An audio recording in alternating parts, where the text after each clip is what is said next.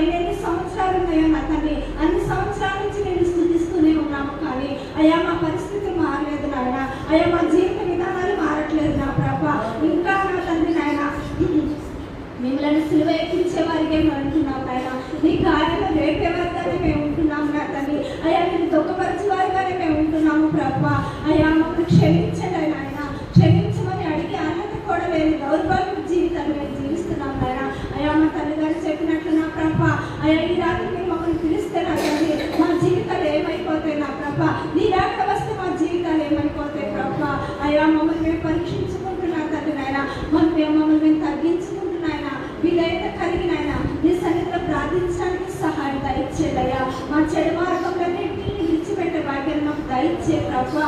అయా ఉపవాసం అంటే మమ్మల్ని మేము తగ్గించుకుంటున్నాయా, మమ్మల్ని పరీక్షించుకుంటున్నా తండ్రి. వాక్యంలో సహవాసం చేస్తే ముందుకు సాగమని సెలవిచ్చారు నా ప్రభా.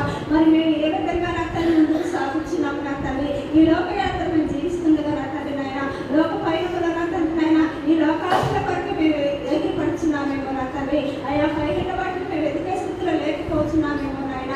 అయా ముందుగా నీ నీతిని రాజ్యాన్ని వెతికే వల్ల మేము ఉండడానికి సహాయం దయచేయండి అయ్యా. ఒక్కొక్క దినమున యేసయ్య ఒక్కొక్కరి ద్వారా మీరు మాట్లాడుతున్నారు నా తండ్రి. అయా మాట విని మాటలు నా తండ్రి మేము ఎంతవరకు మా హృదయాలు ఉంచుకుంటున్నాము తండ్రి. మా పాపను విడిచిపెట్టిన తండ్రి, వారి మనసు